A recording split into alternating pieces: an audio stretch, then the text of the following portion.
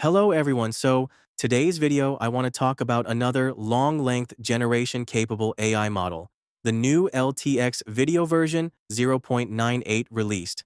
Now, they've created one that's specifically built to generate long-length video. That means these features built right into this AI model. This model was just published on July 16th, and it comes in a few different variants. The first one is the 13B distilled model. There's also a smaller size for the 13B, which is the 8-bit FP8 model, and then there's the even smaller 2B model, which is derived from distillations of the full 13B model. Another cool thing I noticed from LTX recently, since their last release, is the IC LoRa, which stands for In-Context LoRa. This is something you can use that's officially trained by the LTX team.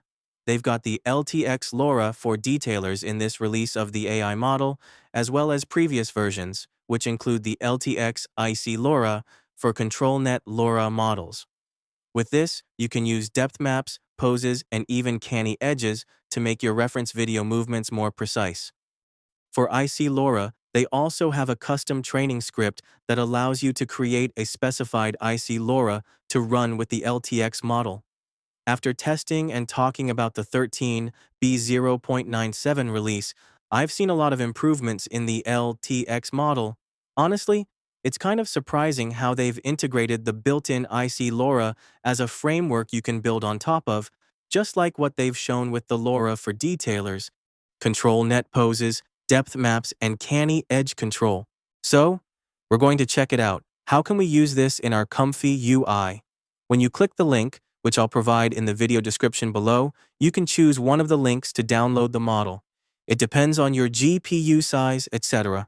Let's say I'm going to the Hugging Face repo first. When you get there, you'll see there's a difference. Right now, we're going to download the 0.98 version to test it out. When you go to the LTX Hugging Face repo and look at the file versions, there are a lot of versions, including all the previous models. You can search for 0.98 and you'll find various models available for download. For example, there's the 13B distillation FP8, the 13B DEV, and the smaller size, the LTX2B. I've downloaded two distillation models here, the ones mentioned in the GitHub repo, the 13B distilled FP8 and the 13B distilled full model. I'll be testing both of these. Instead of using the normal 13B models listed in the two rows above, there are also upscalers. They've got new versions for the LTX upscale, as I talked about in previous videos. Starting with LTX 0.97, they rolled out an upscaler model dedicated to running with the LTX model to improve quality and add temporal upscaling for more cohesive video generations. I've also downloaded these two models and we'll check them out later. We'll save them in our ComfyUI folder along with the IC. If you're checking out this repo, this is the LTX Video IC LoRa detailer specifically for the 13B0.9.8 model. As you can see, there's a comparison between before and after detailing the video. There's something you need to notice before downloading. There are two model files for the IC LoRa. One is compatible with ComfyUI, and the other is for diffusers, meaning you can run it raw using Python code for inferencing.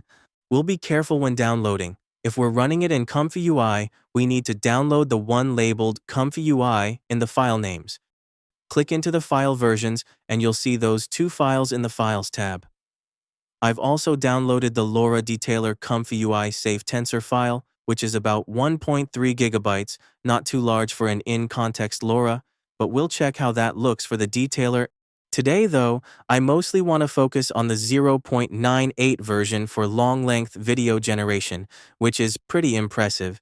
In this version, they've updated the model to generate 60 seconds of video in a short time.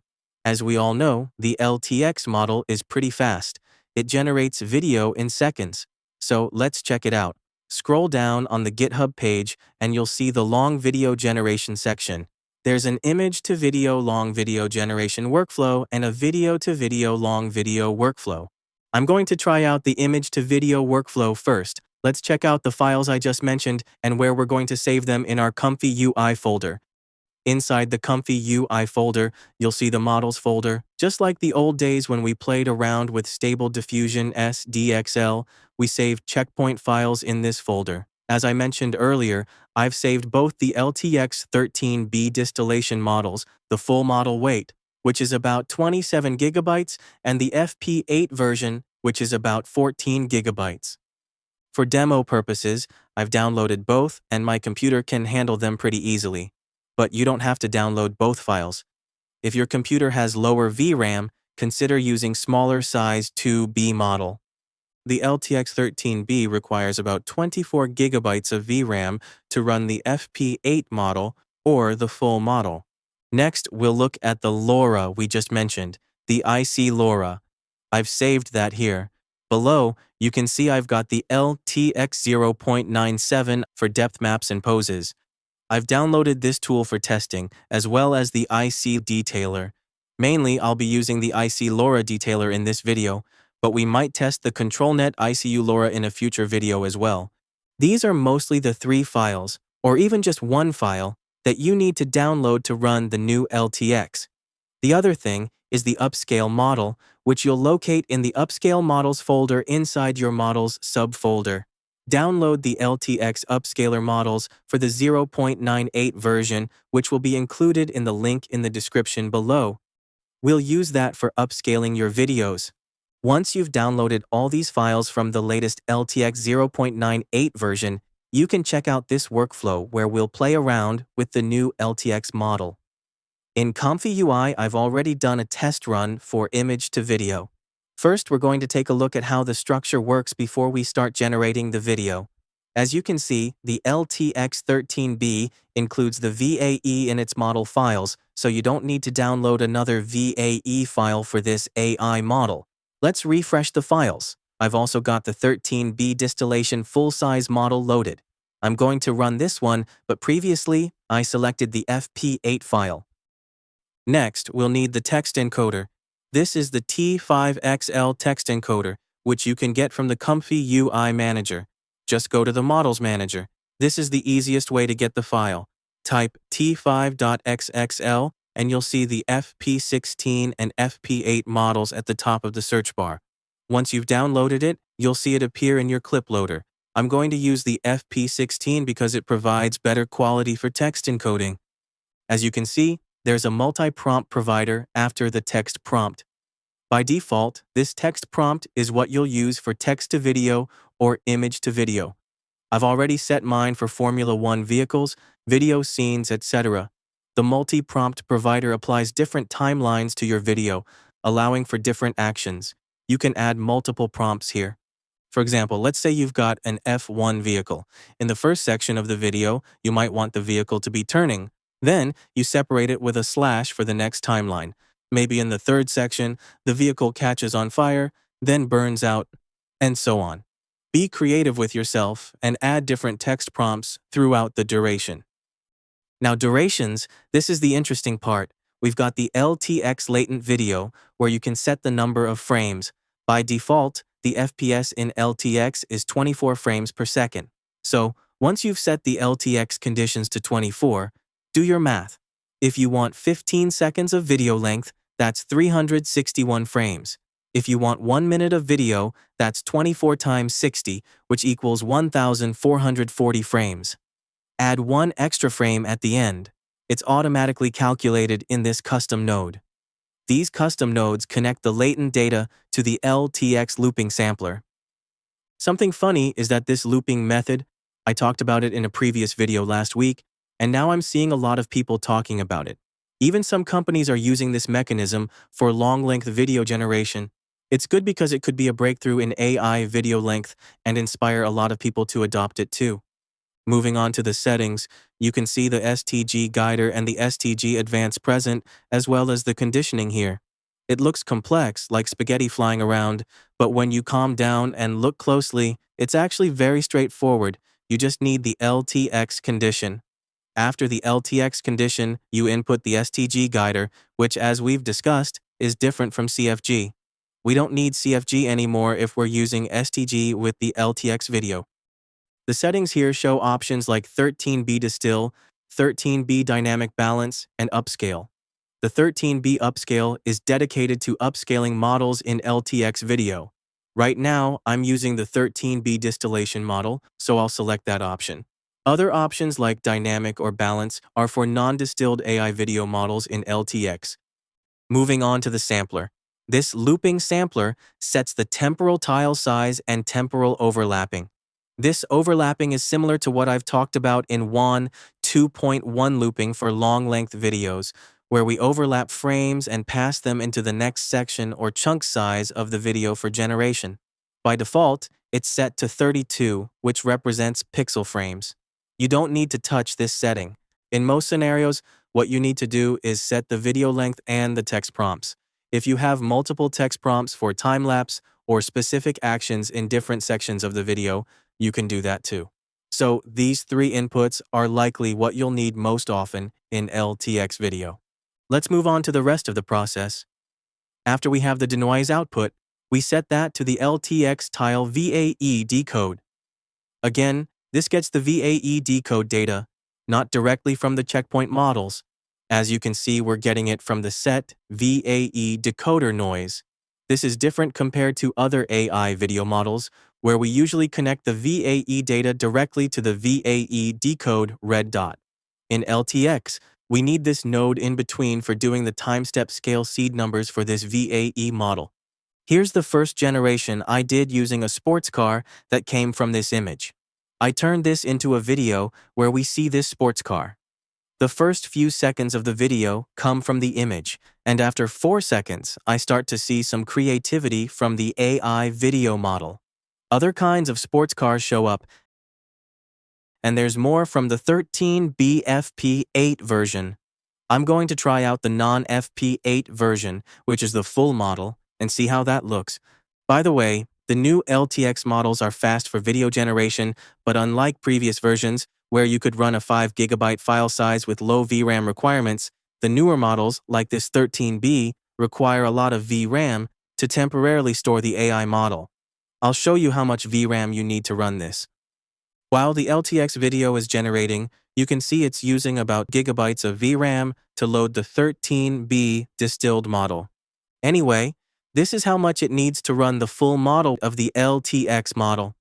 Because I'm using higher resolutions in this setup, each chunk size takes about 20 to 28 seconds to generate, and they're divided into chunks for the whole video generation process.